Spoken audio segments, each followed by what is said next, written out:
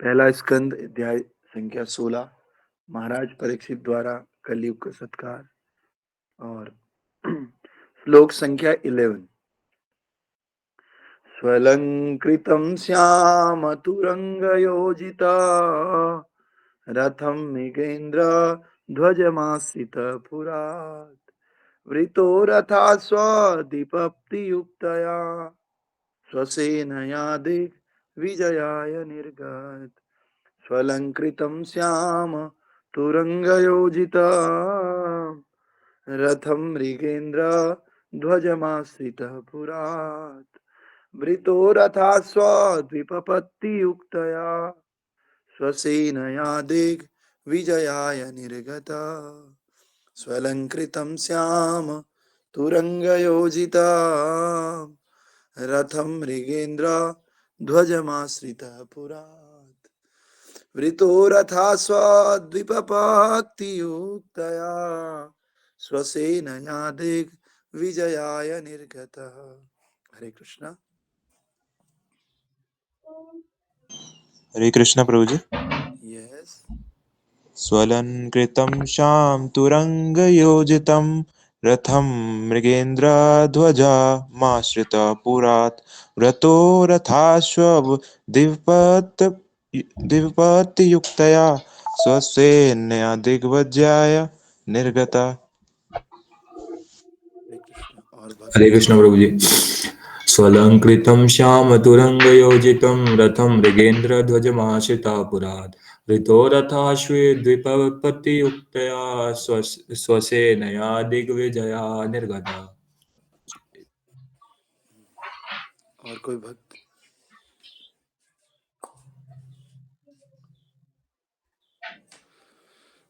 तो कल हमने देखा था महाराज सुत गोस्वामी बोल रहे हैं महाराज परीक्षित के राज्य में वास्तव में कलयुग के थोड़े थोड़े लक्षण दिखने लग गए थे। इसीलिए महाराज परीक्षित ने जैसे ही कलयुग के लक्षणों को देखा तो उन्हें इतनी थोड़ा सा दुख हुआ। तो फिर महाराज परीक्षित ने सोचा कि चलो भाई, लड़ने का एक अवसर मिल गया है मुझे, अब मैं जो है कलयुग के इस लक्षणों से लड़ूंगा।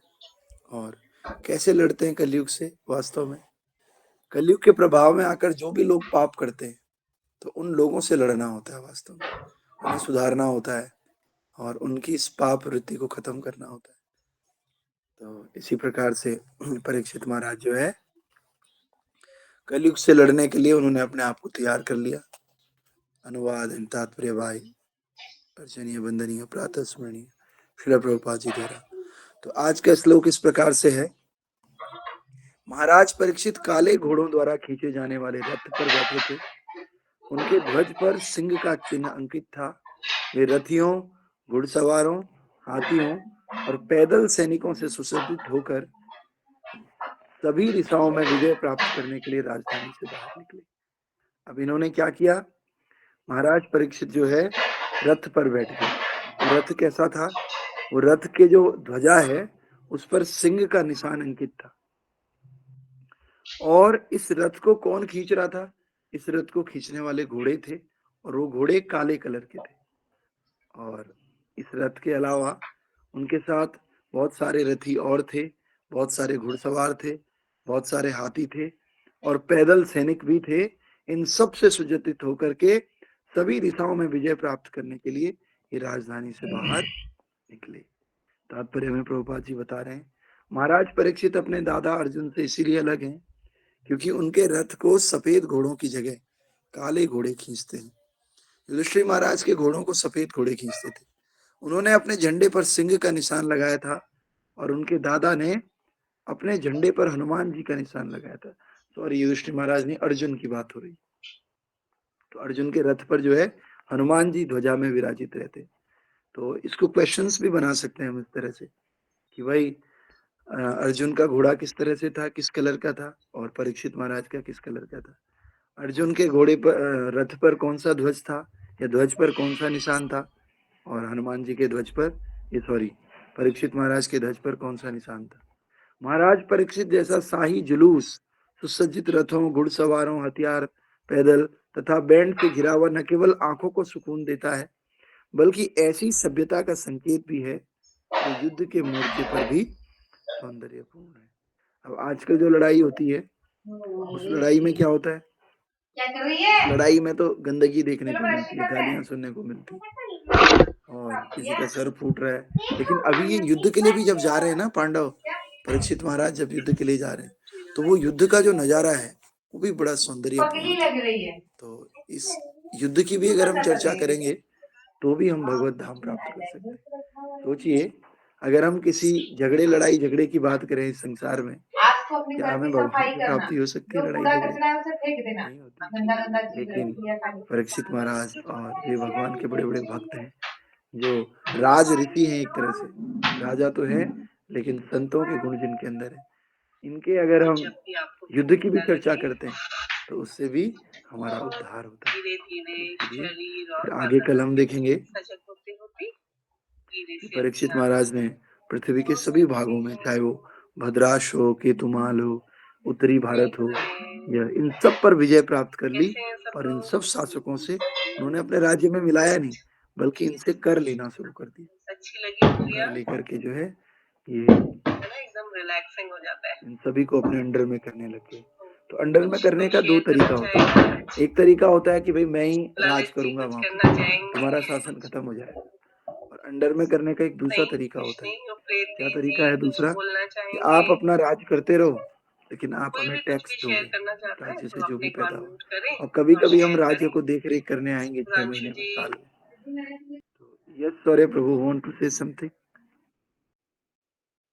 Prabhuji, at last I can say you can continue. तो जो मंत्र आपको दिया गया, तो हमने एक व्याख्या की थी, उसमें अपने जो उपनिषदों में बताई गई मननात् त्रायते इति इस मंत्र, प्रकार से जो मन को तार देता है उसी को राजा मंत्र होते थे। कहते हैं। जैसे हमारे तो इधर जब सामान्यतः जब अंग्रेजों हम का ध्यान में शासन था, बैठते हैं तो तो कुछ तो फ्यूटाइल सीधे अंग्रेजी थॉट्स, शासन में थे। व्यर्थ विचार कुछ बहुत राजा आते हैं जो महाराजा मन थे, को उन्होंने पास्ट और अंग्रेजों के फ्यूचर में बात दौड़ाते की। रहते हैं अंग्रेजों ने और कहा लो भीतर से ये गाँव बेचैन हमारा है, ये गाँव रेस्टलेसनेस हमारा है। रहती है। हमें लेकिन हम रोज रिलैक्सेशन रोज तो की नहीं जो आ पाएंगे, एक डिस्कम्फर्ट का हमें अनुभव होता टैक्स है। देते रहना। तो ये इस प्रकार मंत्र से का पहले के राजा यही भी काम परीक्षित है। महाराज ने मंत्र क्या करता है? बहुत विचारों सारे को राज्यों को काट अपना के गुलाम हमें बनाया, अपने आप से जोड़ देता है। अपने शासन में मिलाया अच्छा, नहीं। मंत्र का बल्कि उपयोग कब और कैसे इनसे करना टैक्स है, लेते थे। ध्यान में तो वो भी बताया था। और टैक्स लेकर के जब भी वे इस ध्यान टैक्स में से क्या होता बैठते था, हैं, परीक्षित महाराज का जो अपना पॉसिबल राज्य, है कि उस राज्य में अलग सुख अलग समृद्धि थॉट्स और बढ़ती उठते है। हैं।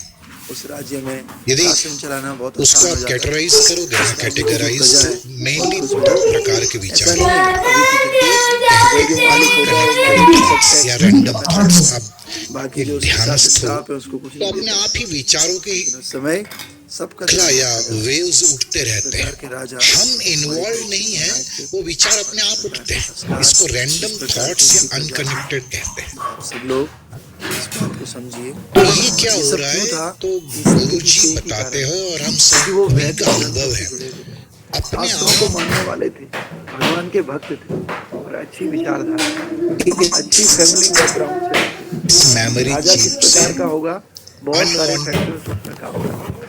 इमेजेस, वीडियोस या नंबर्स, जिसको हम थॉट्स कहते हैं, रिलीज हुए, फैमिली से कैसे संस्कार इम्प्रेशंस है। रिलीज हुए। बचपन से आपने बच्चे को बताया है लेकिन अक्सर कि हमारी बेटे को सुबह आदत उठना क्या है, है, कोई एक विचार नहा को करके पहले पकड़कर पूजा करनी है, फिर खाना है। राइट पे चला जाता बच्चा है। संस्कार वो बनाते हैं, अनकनेक्टेड या बाद में रैंडम वो वही थॉट्स करता है, कुछ भी हो जाए कि नहीं। हम उसमें से एक विचार आपने पकड़कर वही संस्कार डाल रखे, अरे कुछ नहीं होता, फ्रेश अनकनेक्टेड हो, फटाफट हाथ थॉट्स मुंह को धो और निकलो, शाम को आके नहाओ, सारे कनेक्टेड मंदिरों में थॉट्स चले में जाओ, परिवर्तित कर सब जगह देते हैं। काम धंधा कर लो, फिर शाम वहां को गए, घर वहां आके से इस नहाओ। तरफ नहा से के इस क्या तरफ करो, आए, सो जाओ। फलाना ढिकना, फिर मेरे साथ ये नहा के सोना थोड़ी, हुई थी। नहा के यानी तो काम अभी करने तक जो चाहिए। विचार अपने आप उठ रहे थे, इसी प्रकार से इसमें हम संस्कार बैठ इन्वॉल्व जाते हो। हैं और भी बहुत सारे भगवान तो के हम भक्त सभी हैं। एक चीज साइंस में घर के बाहर हम किस तरह के लोगों के पढ़े साथ हैं और हम जानते भी हैं, हर विचार और कुछ नहीं है, इलेक्ट्रिकल एनर्जी फील्ड है। हमारे परिवार का कल्चर और कुछ हद आता तक है, ये पिछले तो हमारा जन्म अनुभव के है कर्म, ही, कैसे लेकिन कर्म थे, अति उसके ज्यादा अनुसार हमें पॉजिटिव भक्ति मिलती है। थिंकिंग भी थका देता है, तो इसलिए हमें भक्त बनना है। क्योंकि आप जितना सोचते हो भक्त बनेंगे तो हर उतनी प्रकार ऊर्जा का सद्गुण हमारे अंदर आ जाएगा। आप भक्त नहीं बनेंगे, खर्च कर रहे हो, बहुत तरह के सद्गुण होने के बाद स्पेंडिंग भी एनर्जी हम लोग पूर्ण नहीं बन पाएंगे। एंड तो इसलिए येन केन प्रकारेण मनः कृष्ण मेडिटेशन इज नॉट किसी स्पेंडिंग भी इन प्रकार से भगवान श्री कृष्ण के चरणों में अपने मन को हमने लगाना है। ग्रंथराज श्रीमद् भागवत महापुराण की जय। श्रील प्रभुपाद गुरु महाराज की अनंत कोटि वैष्णव वृंद की जय। तो हम लोग थोड़ा यानी पहले हम आगे थे आज अपने आप 7, जो 6, इंप्रेशंस 25 रिलीज